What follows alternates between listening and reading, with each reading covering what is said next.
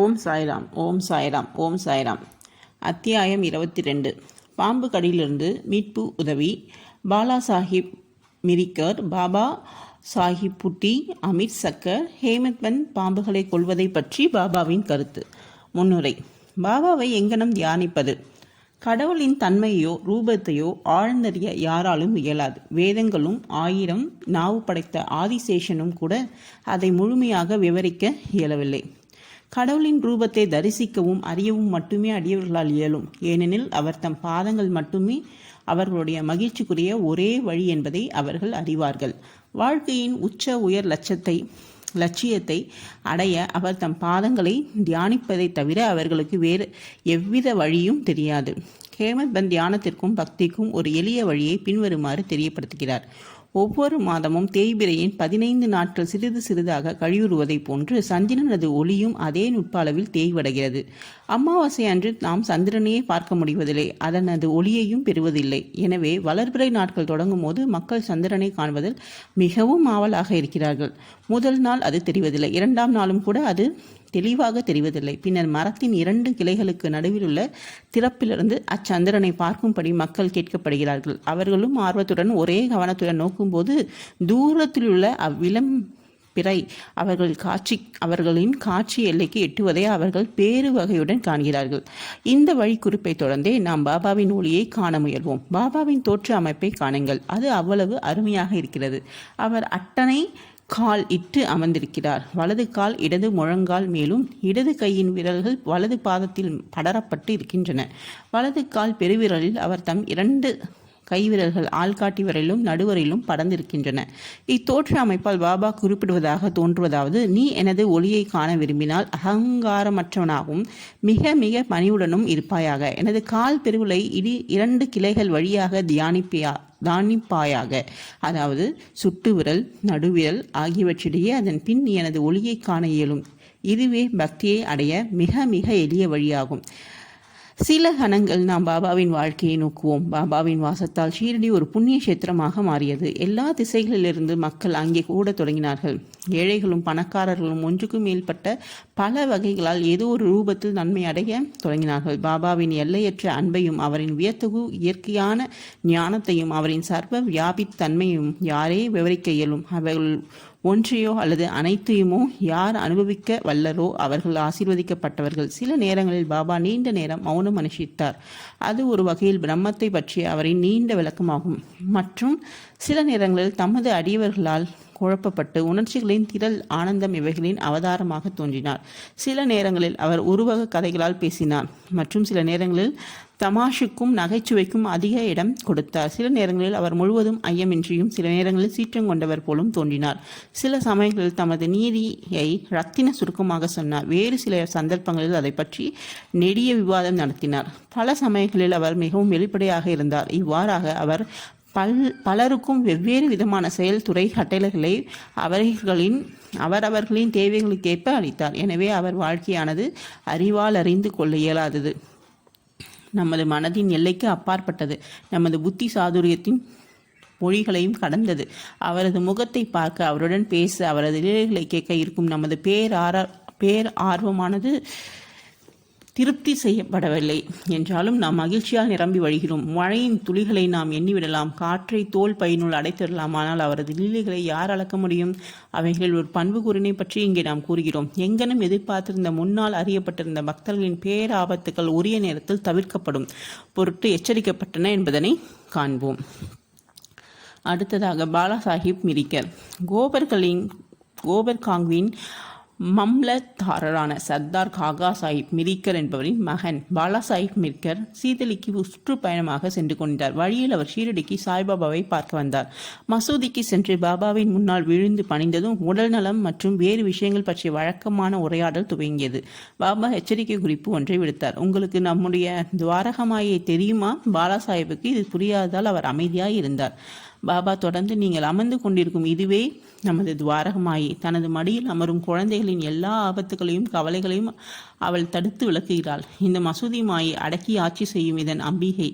மிகவும் கருணையுள்ளவள். அவள் எளிய பக்தர்களின் தாயாவாள். அவர்களை பேராபத்துகளிலிருந்தும் அவள் பாதுகாக்கிறாள். ஒரு மனிதன் அவளது மடியில் ஒரே ஒரு முறை அமர்ந்தால் அவனது எல்லா கஷ்டங்களும் முடிவடைந்துவிடும். அவளது நிழலில் இளைப்பாறுவோர் பேரானந்தம் எய்துகின்றனர் என்றார்.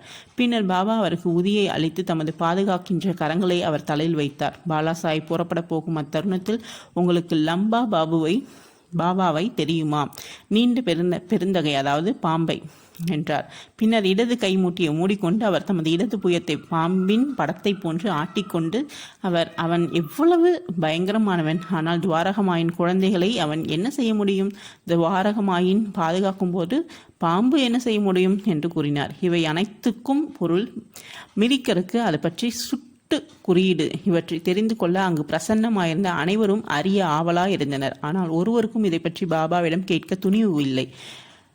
பின்னர் பாலாசாஹிப் பாபாவை வணங்கிவிட்டு சாமாவுடன் மசூதியை கேட்டு புறப்பட்டார். பாபா சாமாவை திரும்ப அழைத்து பாலாசாஹிப்புடன் கூட செல்லும்படியும் சீதலை சுற்றுலாவை மகிழ்ந்து அனுபவிக்கும்படியும் கூறினார். சாமா பாலாசாஹிப்பிடம் வந்து பாபாவின் விருப்பப்படி தாமும் அவருடன் வருவதாக கூறினார். அது அசௌகரியமாக இருக்கும், ஆதலால் அவர் வர வேண்டியதில்லை என்று பாலாசாஹிப் கூறினார். சாமா பாபாவிடம் திரும்பி வந்து பாலாசாஹிப் தம்மிடம் கூறியதை தெரிவித்தார். அப்போது பாபா, நன்று, போகாதே, நாம் நல்லவற்றையே தெரிவிக்க வேண்டும், நன்மையை செய்ய வேண்டும். எதுதான் என்று விதிக்கப்பட்டிருக்கிறதோ அதுவே நிச்சயம் நடந்தேறும் என்று கூறினார். இதற்கிடையில் பாலாசாஹிப் இதை பற்றி மீண்டும் சிந்தித்து சாமாவை கூப்பிட்டு தன்னுடன் வர சொன்னார். பின்னர் சாமா மீண்டும் பாபாவிடம் சென்று அவரிடம் விடை பெற்றுக் கொண்டு பாலாசாஹிப்பிடம் ஒரு குதிரை வண்டியில் புறப்பட்டார். அவர்கள் சிதலிக்கு இரவு 9 மணிக்கு போய் சேர்ந்தார்கள். மாருதி கோயிலில் தங்கினார்கள். அலுவலகத்தை சேர்ந்தவர்கள் வரவில்லை. ஆதலால் அவர்கள் கோயிலையே பேசிக்கொண்டும் அரட்டை எடுத்துக்கொண்டும் அமைதியாக அமர்ந்திருந்தனர். பாலாசாஹிப் ஸ்பாயின் மீது அமர்ந்து செய்தித்தாள் படித்துக் கொண்டிருந்தார். அவரது மேல் வேட்டி இடுப்பின் மீது போடப்பட்டிருந்தது. அதன் பகுதியை ஒரு பாம்பு கவனிக்கப்படாமல் அமர்ந்து கொண்டிருந்தது. அது ஒரு சலசல சத்தத்துடன் நகர்ந்தது.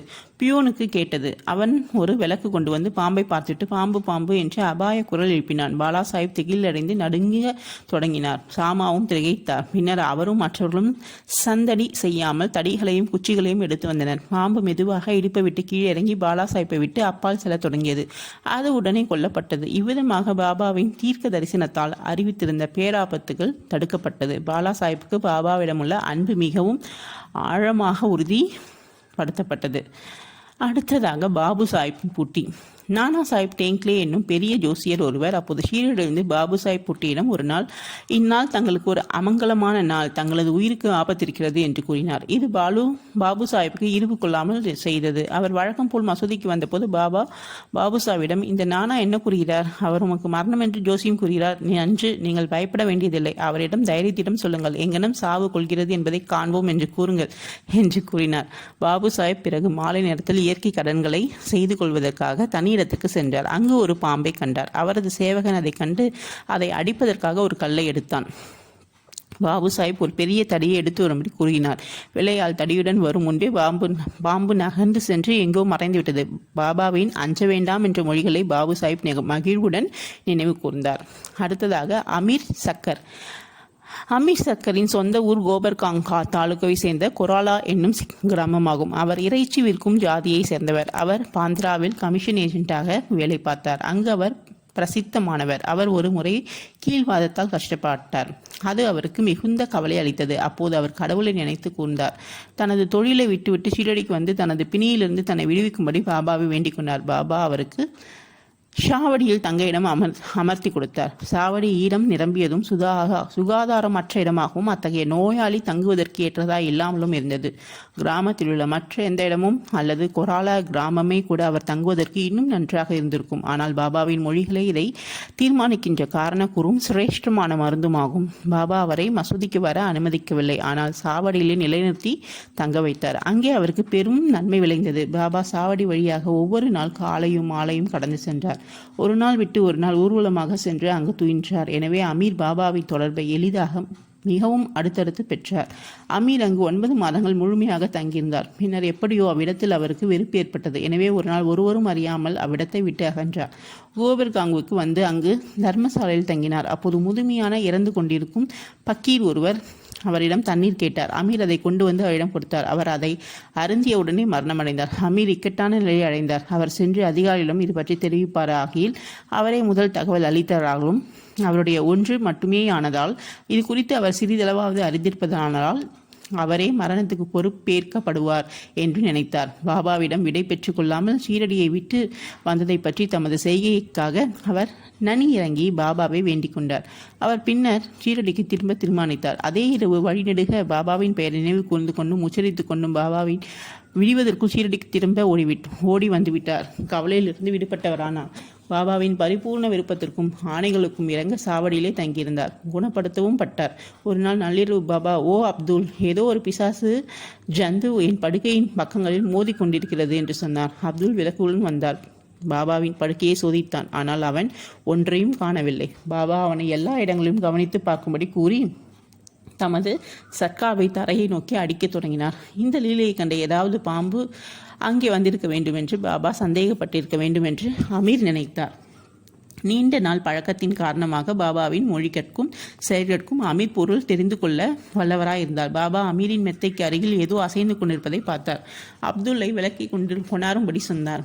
அவன் அதை கொணர்ந்ததும் அங்கு ஒரு பாம்பு தன் தலையை மேலும் கீழும் அசைத்து கொண்டு சுருட்டி கொண்டு கிடப்பதை கண்டான். அதன் பின்னர் பாம்பு உடனே அடித்து கொல்லப்பட்டது. இவ்வாறாக பாபா குறித்த நேரத்தில் எச்சரிக்கை கொடுத்து அமீரை காப்பாற்றினார்.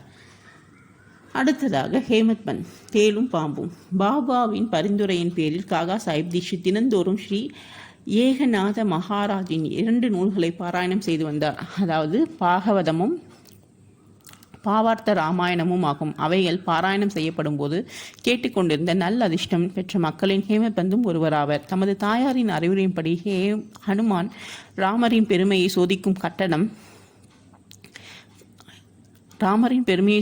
கட்டம் படிக்கப்பட்டபோது அனைவரும் மந்திரத்துக்கு கட்டுப்பட்டவர்கள் போன்று கேட்பதில் மூழ்கியிருந்தனர். ஹேமத் பந்தும் அவர்கள் ஒருவர். அப்போது ஒரு பெரிய தேள், அது எங்கிருந்து வந்ததென்று யாரும் அறியவில்லை, ஹேமத் பந்தின் வலது தோள் மேலுள்ள அவரது மேல் துண்டின் மீது தவ்வியது. முதலில் அது கவனிக்கப்படவில்லை. ஆனால் கடவுள் தமது கதைகளை ஆர்வத்துடன் கேட்பவர்களை பாதுகாக்கிறார். எனவே ஹேமத் பந்த் தற்செயலாக திரும்பி பெரிய தேளை தோள் மீது கண்டார். அது மரண அமைதியுடன் இருந்தது. இப்பக்கமோ அப்பக்கமோ சிறிதும் அசையவில்லை. அதுவும் பாராயணத்தை கேட்டு மகிழ்வது போன்று தோன்றியது. பின்னர் ஹேமத் பந்த் கடவுளால் அவை இவரை தொந்தரவு செய்யாமல் வேட்டியின் 2 முனைகளையும் எடுத்து தேலை உள்ளே மடித்து கொண்டார். பின்னர் அவர் வெளியே சென்று அதை தோட்டத்தில் எறிந்தார். இரண்டாவதாக மற்றும் ஒரு சந்தர்ப்பத்தின் போது ஒரு நாள் சிலர் காகா சாஹிப் வாடாவின் மாடியில் அந்தி சாய்வதற்கு சிறிது முன்பாக உட்கார்ந்து கொண்டிருந்தார். அப்போது ஒரு பாம்பு ஜன்னல் நிலையில் உள்ள துவாரத்தின் வழியாக ஊர்ந்து வந்து சுருட்டி கொண்டு அமர்ந்தது. விளக்கு ஒன்று கொண்டு வரப்பட்டது. முதலில் அது மிரட்சி அடைந்த போதும் அமைதியாக அமர்ந்து தலையை மேலும் கீழும் அசைத்து கொண்டிருந்தது. பின்னர் பல கம்புகளுடனும் தடிகளுடனும் ஓடி வந்தனர். அது ஒரு இடக்குமுடக்கான இடத்தில் அமர்ந்து கொண்டு இருந்தமையால் ஒரு அடியும் அதன் மீது படவில்லை. மனிதர்களின் சப்தங்களை கேட்டு பாம்பு தான் வந்த துவாரம் வழியாகவே விரைவாக திரும்பி சென்றுவிட்டது. பின்னர் அங்கிருந்த அனைவரும் கவலையை விடுத்தனர். அடுத்ததாக பாபாவின் கருத்து. முத்தாரம் என்ற ஒரு பக்தர் அந்த வாயிலா ஜீவன் தப்பி சென்றது நல்லது என்று கூறினார். ஹேமத் பந்த் பாம்புகளில் கொல்லப்படவே வேண்டும் என்று கூறி அவருக்கு சவால் விட்டார். முன்னவர் பாம்பு போன்ற ஜந்துக்கள் கொல்லப்படக்கூடாது என்றும் பின்னவர் கொல்லப்பட வேண்டும் என்றும் இருவருக்கும் இடையே சூடான விவாதம் நடந்தது. இரவு வந்ததும் விவாதம் எவ்வித முடிவுமின்றி முடிவடைந்தது. மறுநாள் இது பாபாவிடம் தெரிவிக்கப்பட்டது. பாபா தமது தீர்மானமான கருத்தை பின்வருமாறு தெரிவித்தார். தேளானாலும் பாம்பானாலும் கடவுள் எல்லா ஜீவராசிகளிலும் வசிக்கிறார். அவரே உலகில் மிகப்பெரிய பொம்மலாட்டக்காரர். அனைத்து ஜீவராசிகளும் பாம்பும் தேளும் அவரின் ஆணைக்கு கீழ்ப்பட்டிருக்கின்றன. அவர் நினைத்தால் ஒழிய யாரும் எதுவும் பிறருக்கு தீங்கு செய்துவிட முடியாது. உலகம் அவரையே முழுவதுமாக சார்ந்திருக்கிறது. எவருமோ எதுவுமோ சுதந்திரமானவர்கள் அல்ல. எனவே நாம் கருணை கூர்ந்து எல்லா ஜீவராசிகளையும் நேசிக்க வேண்டும். துணிச்சல் வீரமுள்ள கொலைகளையும் சண்டைகளையும் விடுத்து பொறுமையாய் இருக்க வேண்டும். கடவுளே அனைவரின் பாதுகாப்பாளர். ஸ்ரீ சாயியை பணிக. அனைவருக்கும் சாந்தி நிலவட்டும். ஓம் சாய்ராம், ஓம் சாய்ராம், ஓம் சாய்ராம். அடுத்த அத்தியாயத்தில் சந்திப்போம். நன்றி.